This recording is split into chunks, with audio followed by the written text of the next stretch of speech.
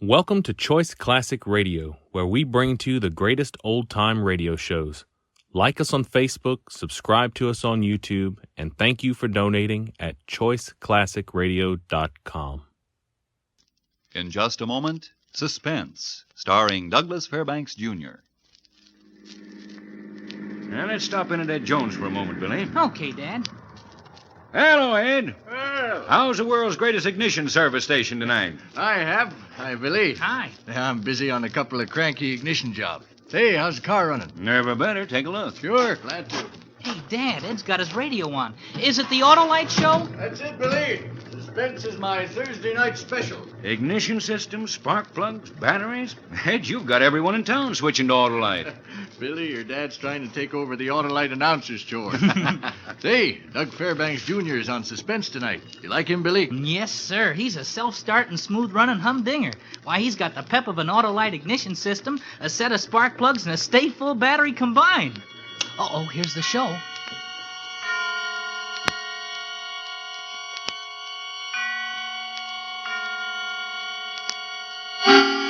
Suspense.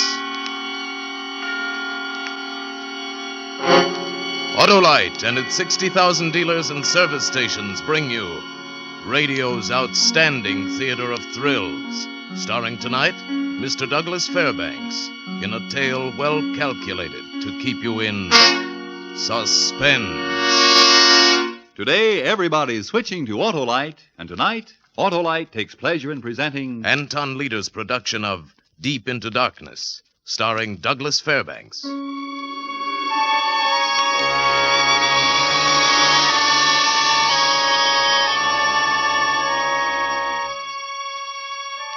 This is a story about fear, and I'm an expert on fear. Me, Ken Matthews.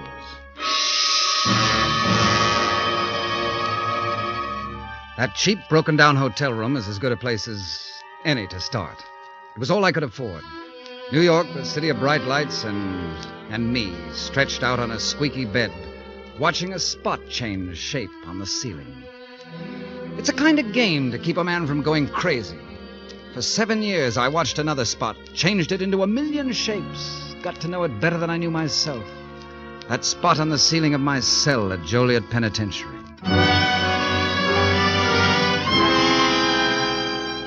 When it was over, when they were finally ready to let me go back into the world, the warden had something to say to me, some advice. Matthews, you're leaving us early because of your good behavior record.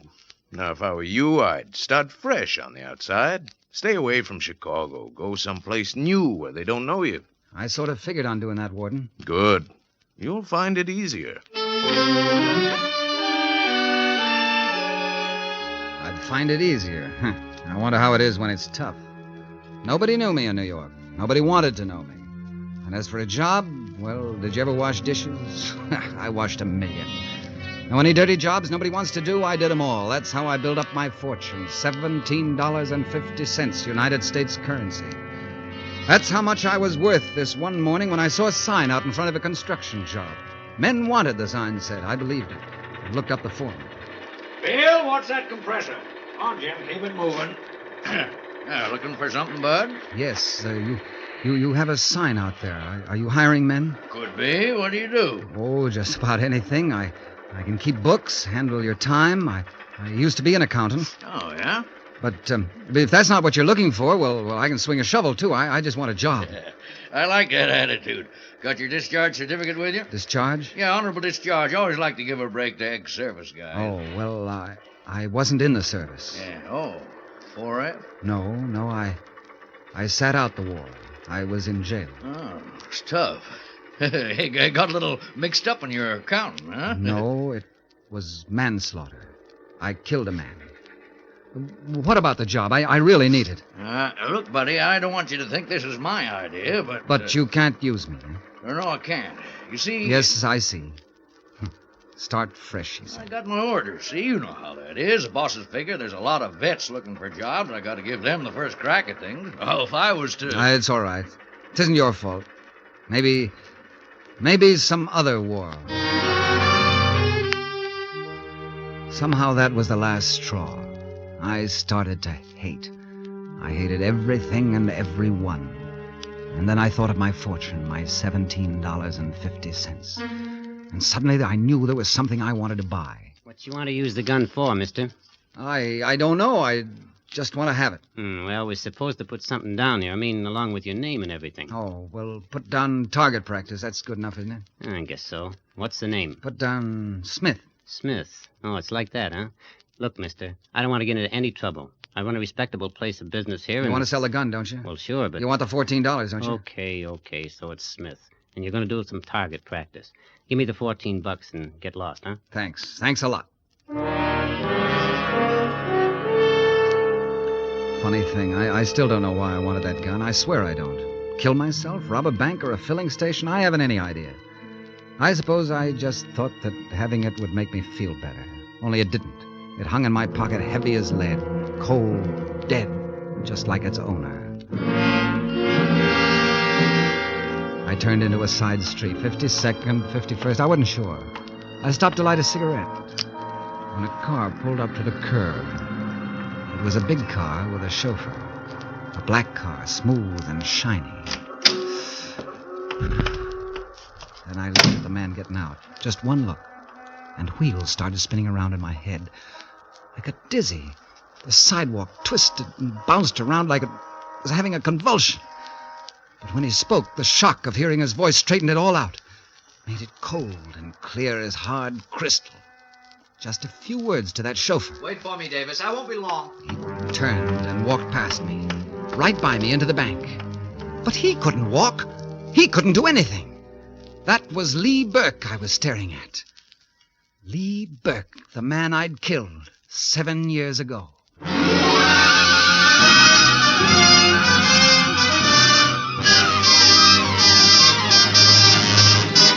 For Suspense, Autolite is bringing you Mr. Douglas Fairbanks, Jr.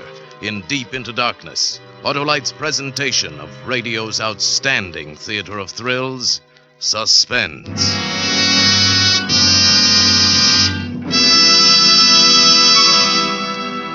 Well, sure looks like young Doug's got it, eh, Billy? Boy, I'll say he has. What a chip he's got in his shoulder. Billy, stop chipping and chirping like your mother. Oh, by the way, Ed, that ignition system of mine score a bullseye? She's completely on the beam. My jobs usually are, especially when they're Autolite. Yes, sir. Money can't buy better ignition equipment for your car. Autolite parts are made by the world's largest independent manufacturers of automobile electrical equipment. And Autolite service stations are equipped with highly trained men and specialized machines to give your car the best in automobile service. That Autolite ignition system sounds intelligent enough to take an IQ test, eh, Ed? Stop pulling Ed's leg, Billy. I'm used to it, Hap. But I'll tell you this. Autolite makes original equipment for many of the finest cars in America. Ignition systems, batteries, spark plugs, generators, lots more. So it's only natural that Autolite ignition is... well, it's a perfectly timed team with smooth, on-the-dot performance. So when your car's electrical system needs attention, drive into your nearest Autolite service station or the dealer who sells your make of car and ask for original factory parts. Autolite? Autolite service stations are listed in your classified telephone directory under Automotive Electrical Service. And now, Autolite brings back to our Hollywood soundstage Mr. Douglas Fairbanks, Jr. as Ken in Deep into Darkness, a tale well calculated to keep you in suspense.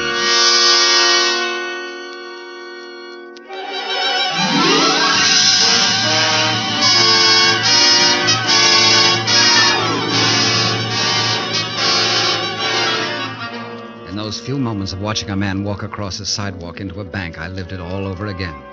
The way it happened when I killed him 7 years ago back in Chicago. There wasn't anything about it I couldn't remember. Ken, darling. Yeah? Do you love me, Ken? Do I love you? Oh, no, not at all. I just sit in that goofy nightclub night after night because the food's so good. Oh, Ken, you're sweet. Lila, why don't you forget that place? Give it up. Where's it going to get a girl like you dancing in a cheap honky-tonk? You have something better to offer, darling? I've offered it 6 times. Marry me. I got a good job. It'll get better. Hand me my drink, will you? Sure. Here. What do you say? I've told you, Ken. over and over again. I'm not getting married. Not to you, anyway. You're a sweet guy, sure, and I'm very fond of you, but little Lila isn't burying herself in any house with a bunch of squalling kids. That's for suckers. I don't think you mean that at all. No? Well, you just watch, darling. I'm going to wind up with a diamond so big it'll take a 2-ton truck to deliver it to me. I'm going to have so many mink coats I'll use them for pajamas. Yeah, that's the way to talk, sis. You tell him. Hello, Lee. Oh, you're beginning to sound like you're getting good sense. Yeah, what are you doing up here with this bookkeeper anyway? And a good evening to you, too, Lee. Never mind. I thought I said I didn't want you wasting your time with him. He's all right. Get out of here, Matthews. Now, wait a minute. If Lila wants me to go... Oh, not that's one- satisfied with my suggestions, huh? Well, I've a good mind. Lee, stop it. Put that gun away. Every time you have a few drinks, you start waving that gun around. Really, Lee, you better put it down. Stop acting like a kid. Acting like a kid, huh? I'll show you who's acting like a kid. I'll... Give me that gun. Lee! Come on, Lee. Give it to me. I'll break your arm. Go, let go of my... Lila, it went off. I was only trying to take it away from him. You killed him. Ken, you killed my brother. I didn't mean it, I tell you. You saw what happened. I was only trying to get the gun. Get out, Ken.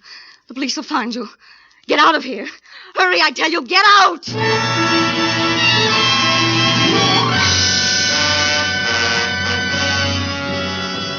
I got out all right in a hurry. It was pouring that night, and I ran down the street with the rain slapping me in the face. I ran up a back alley into the darkness, and then I stopped. I didn't want to run. Not for the rest of my life. I went to the nearest police station, turned myself in. They took me back to the Burkes, and we found Lila sitting in a chair, glassy-eyed, just staring down at her brother, Lee. He was right where I'd left him, sprawled on the floor, face down, and a big red pot. Lee Burke was dead, and they gave me 10 years for killing him. Only now he wasn't dead. He couldn't be. I'd just seen him walk into a bank. A nice car you got. Yeah. Must be an important man to have a car like that, eh? Yeah, he's a big guy. Lots of money, I suppose, huh? Yeah, he's crawling with it. That make you happy? His name, it doesn't happen to be Burke, does it? No, Wilson. Oh. Keith Wilson. He also happens to be a stockbroker. Anything else you want to know? Keith Wilson. Yeah, now beat it. The boss is coming. The boss? Now, isn't that something? All right, Davis. I'll go straight to the office now. Yes, sir. In a hurry, Lee? What? Oh, there must be some mistake. My name isn't Lee. Oh, pardon me.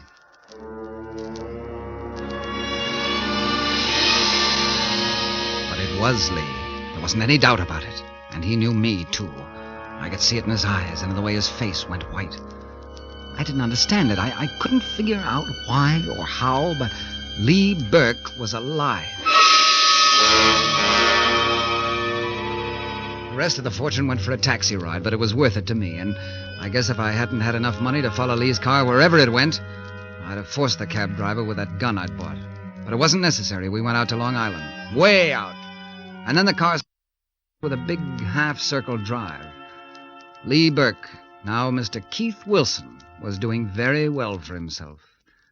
And so was Lila. What's the matter, Lila? Ken. Is it like seeing a ghost? Ken, it's really you. I saw a ghost just now, too, only he was very much alive. So that's what he was so excited about. Lee? Yes, he came in, rushed upstairs. Told me to call the airport, get him a plane for Miami. Did you? Not yet. It won't do any good. Ken, what do you want? Why did you come here? I just wanted to be sure, Lila. Absolutely sure. What are you going to do? I'd like to kill him. I ought to kill you both. No, Ken. Don't talk like that. It wasn't me. I didn't plan it. But it was a plan, wasn't it, Lila? Wasn't it? Yes. You want to tell me about it, or do I have to choke it out of him? I'll tell you. What's the difference? You didn't kill Lee. You didn't kill anybody. Huh? It was a frame-up. Then how could I have seen him like that? Lee was on the floor, dead. No, that wasn't Lee. He found the man, Ken, a stumblebum, a drunk, and the man looked just like him. Close enough for what Lee had figured out. It was the crookedest scheme you ever heard. Took out insurance with every company in town, $500,000 with me as beneficiary. He was going to kill this drifter and disappear, let me collect the money. It was as simple as that, at first. Keep talking. But I told him it wouldn't work, Ken, that they'd never pay off, not that much. Not till they checked fingerprints, teeth, everything, but he had that figure, too. They wouldn't check a thing if a fall guy pleaded guilty to a murder charge. So that's how it was. You were the fall guy. I let you take me home that night, remember? I remember. Lee had his gun loaded with blanks. It was an act, the whole thing. Then when you ran, he finished the job.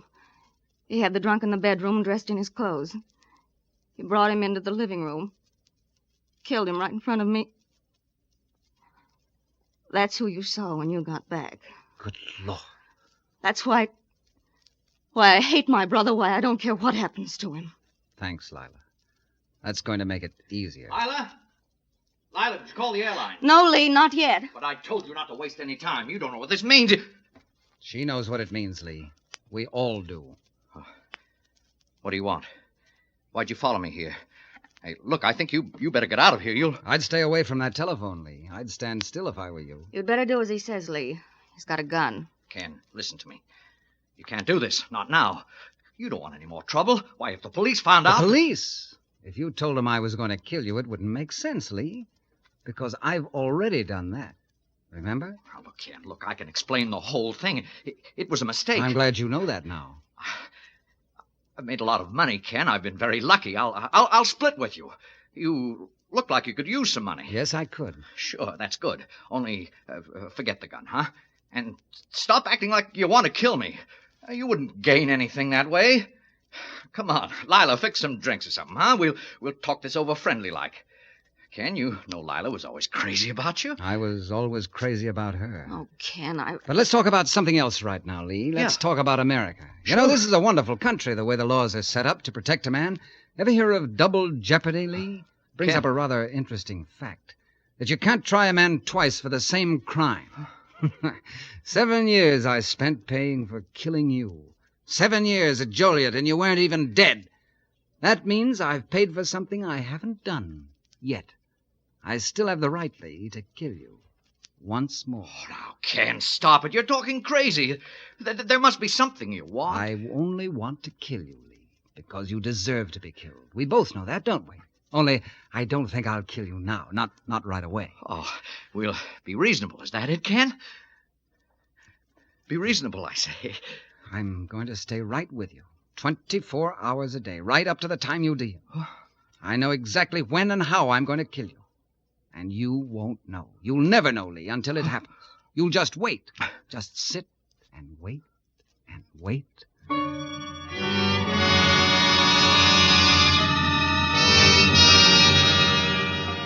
I never left the Burke's mansion, never let them leave.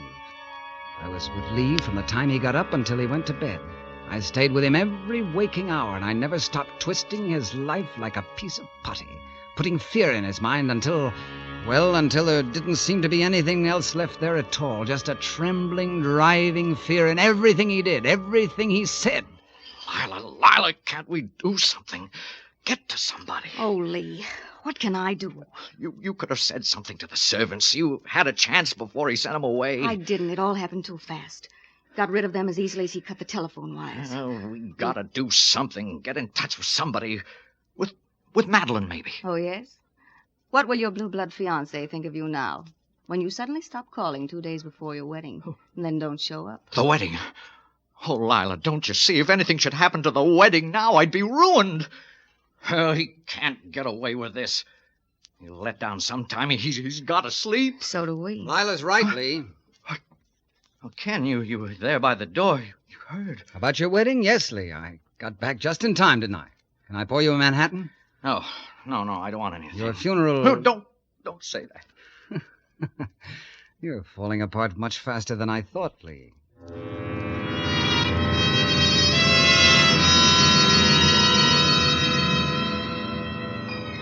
It wasn't taking long at all. Lee couldn't sit still for a minute, couldn't take his eyes off me. Of course, little things like this didn't exactly help. Who is it? Ken? Yes, Lee. It's Ken. Got the gun? I have the gun, Lee. Oh. This is the time, huh? No, Lee, no, I don't think so. Here, drink this. What is it?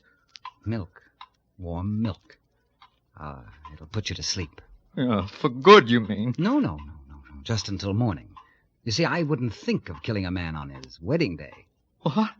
Don't tell me you've forgotten your wedding to the blue-blooded Miss DeHaven. You've come a long way, Lee, marrying into the social register. Oh, don't, Ken. Come on, drink up. You'll need your strength for the wedding. No, that's all off. I haven't even called her, Ken. Lila has. I made her call. She made some very pretty excuses for you, and the wedding will go on as scheduled. What are you going to do? Nothing, only behave yourself tomorrow. Do as you're told. And you might live through the ceremony.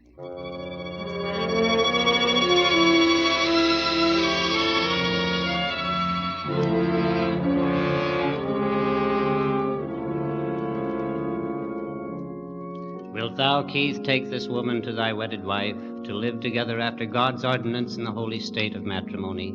Wilt thou love her, comfort her, honor and keep her in sickness and in health, and forsaking all others, keep thee unto her so long as ye both shall live? Say no. Ken. Say no, or I'll kill you right here in front of them all. Say it, Lee. Mr. Wilson, the answer, please. No, I can't. I can't. Wilson, please, I can't. the answer. This must be...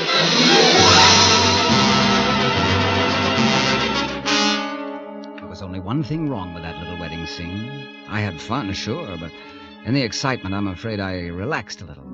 I wasn't sure how much it mattered. That depended on Lila. When I was sure Lee was asleep that night, I met her in the living room. Got right to the point. Something on your mind, Ken? Yes. Mousy. Who's Mousy? Ken, you look so tired, so thin. Tell me, Lila. Tell me about Mousy. What do you know about him? Lee's been talking about him in his sleep. Talking about Mousy and you, Lila. And me. You'd better tell me all about it. Ken, you're hurting my arm. I don't know anything about Mousy. Maybe he was there at the wedding. Maybe you saw him. Maybe you gave him the message. Did you, Lila? Ken, stop it. You know I promised I wouldn't do anything like that. Don't you trust me? Trust you? Should I, Lila? Do you really think I should? But you know how I feel about you. Surely you don't think... Oh, Ken. Darling. Get away from me. Ken! So that's it. It was all just a gag to keep the little girl in line. How did you expect me to feel after all this happened? That's right. I was naive, wasn't I? Sure. Okay. Well, I won't be naive anymore. You can bet on that. Lila. Good night, Ken, darling.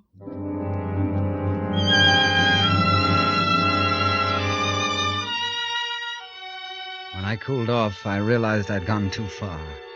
She wouldn't be on my side anymore. Unless I could talk to her again and make it all seem like a mistake, a joke, maybe. Yeah, that'd be the thing. But when I went to find her, she wasn't around. I didn't see her again till next morning. Every morning I went out to the gate for the paper, but this time I waited for Lila to get up and come down so I could talk to her before Lee came in, try to fix things. And standing there in the hallway, I fixed things all right. Fixed them good. Lila. Yes? I want you to know that, well, that I'm sorry about last night. It's all right. No, it isn't. No. I didn't mean what I said at all. I guess I'd built up so much hate that, well, I was upset. I was blind to how you feel about me, how I really feel about you. Ken, you're asking me to be naive again. Yes, I guess I am. I like you that way. I looked for you last night to tell you. You weren't around. Where'd you go? Oh, Ken, No, it's all right. I don't care where you went. Anyway, now you know how I really feel. Lila. Ken, you don't know what you're saying. Yes, I do, Lila. I've been thinking. That's the way it ought to be. We've been a couple of lost souls, but maybe by forgetting the past, trying to find some peace of mind... Ken! Think about it, will you, Lila? I went out then, out the door and down the driveway. Left her standing there staring after me. But suddenly, as I was almost to the gate, I heard her coming, running, fast. Ken! No, Ken, come back! And then I saw it, a car that had been parked down the road. It was moving now, gathering speed, coming right past the gate. Ken! Ken, look out! And then she was there. She threw herself right in front of me. heard the shouts. I felt her thrown heavily against me, and then her body went limp in my arms. I held her close for a second, and then I lowered her to the ground.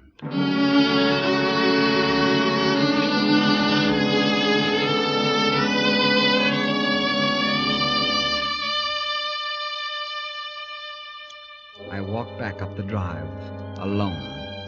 Lee was out in front of the house, sitting on a bench in front of a big tree. He'd heard the shots, I'm sure, but he was just sitting there, probably waiting for Lila to come back and say that Mousie had taken care of me. He turned and looked up as I walked toward him. Lila? Oh, no. His eyes seemed to look right through me somehow. He was that full of fear, I guess. His fingers gripped the tree in back of him, dug deep into the bark. He was waiting for me to kill him.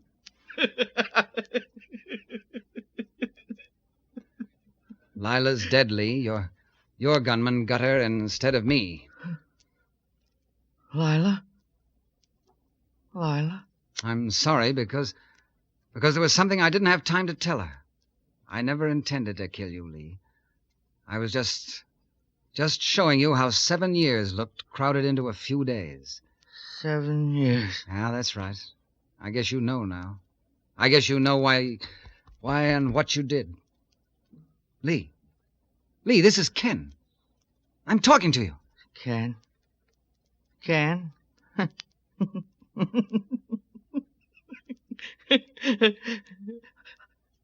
I don't know any Ken. And he didn't. He didn't even know himself. The way his eyes looked, I don't think he ever will again. They weren't Lee Burke's eyes anymore. They belonged to someone else. Funny. The man who tried to be somebody else had finally made it. And it was not good to look upon.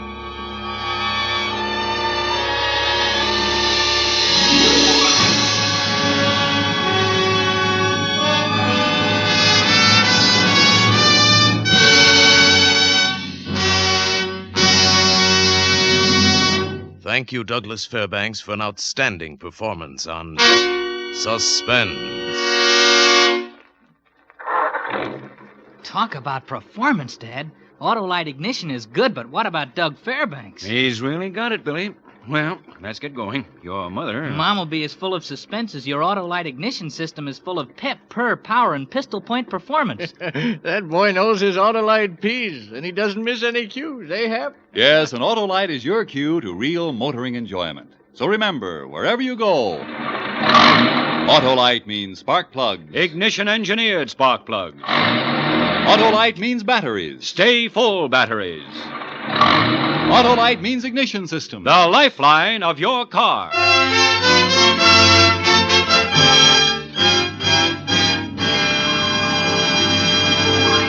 And now, here again is Mr. Douglas Fairbanks. I've enjoyed this appearance on Suspense very much. And I've noted with great interest, as a Suspense fan, that Agnes Moorehead will return to the soundstage next week, the scene of her splendid performances of the past. As one of the many who applauded her portrayal in the Suspense classic Sorry, Wrong Number, I'll be listening with anticipation next week for Agnes Moorehead in The Yellow Wallpaper, a powerful study in Suspense.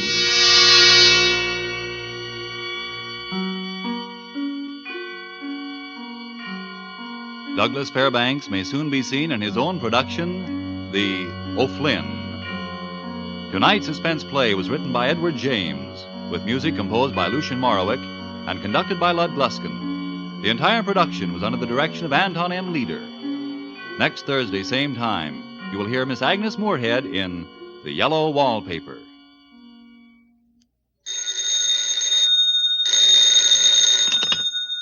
This is the Autolite Suspense Show signing off.